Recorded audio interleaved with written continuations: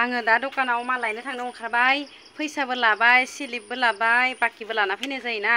लोगोसे आरो बस्ताखौबो नांगौ जायो फिसा फिसा मालखौ सोनो थाखाय आरो लोगोसे लाबाय तिउ दाइनि दखाननि मालखिनाखौ लाना फैनो आङो फैसाखौ सोना लानोसै बेगाव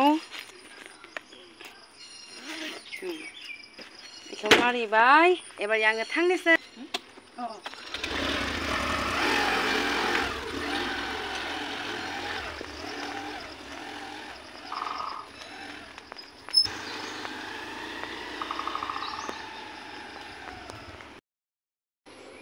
देलायबाबो बेनो देलायाबो बेनो आंनि महरा मा जागोन आरो नाया बुरि जाबायना ओंखायनो देलायनोबो रोंला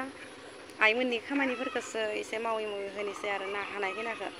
आगोलथ' इसोरो मावै मावै जाहोबाय दा जोङो मावै मावै जाहोनोसै लाबोना होनोसै मालफोरखौ ओमफ्राय बिसोरो दखान होनानै मादि जाहोयो जाहोबाय थाथो जोंबो हानाय खिनाखौ एसे एसे मावनोसै ना जोंनि बाबाखौ नेबाय थादो बिसोरो गारियाव थांनो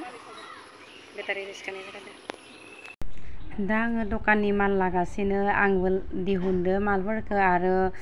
दखाननि मालिकफोराबो दिहुनना होदो जोंथ' मोजाङै खाना लाबोनो हायानो खिन्थु बिसोरो मोजाङै गोरायै खाना होयो तिउदो जों सिख्लाफोरालाय बहा आरो गोरा खाना हानो दा बिसोर थानायखाय आं लाबोनो हायो आरो इसोरनो मोजां खाना होनायखाय दा आं मालफोरखौ लाबाय नैबे गेलामाल दखान आगोलनिनो आगोलनिफ्रायनो बे दखाननिफ्रायनो माल लाना फैबाय थायो दा स्लिपफोरखौ लाना फैबाय आं माल लाबोनायफोरा न'आव खिथिफैनांगोन ना ओमफ्राय पेपार 20 केजि बुट 30 केजि आरो बेयाव गोरान बुट गोरान मटर बादाम बायदिसिना 5 केजि बिदिनो बहुत बुरजा लाना फैदो आङो ओमफ्राय दा न' सफैबाय आङो न' सफैबाय जोंहा बाबुआ दुगैबाय थादोंमोन बाजैयाबो दुगैबाय थादोंमोन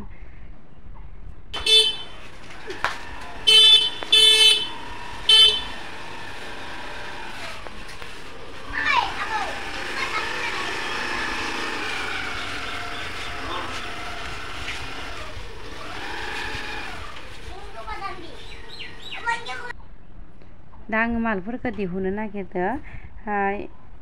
जाहा बाबामोनाबो माल लाबोना होनो टाइम मोना बेटारि रिक्सा सालायनायावनो बेनि थाखाय आंनो लाबोना होयो आइनो मालफोरखौ ओमफ्राय आंनो लानाबो थाङो आइखौ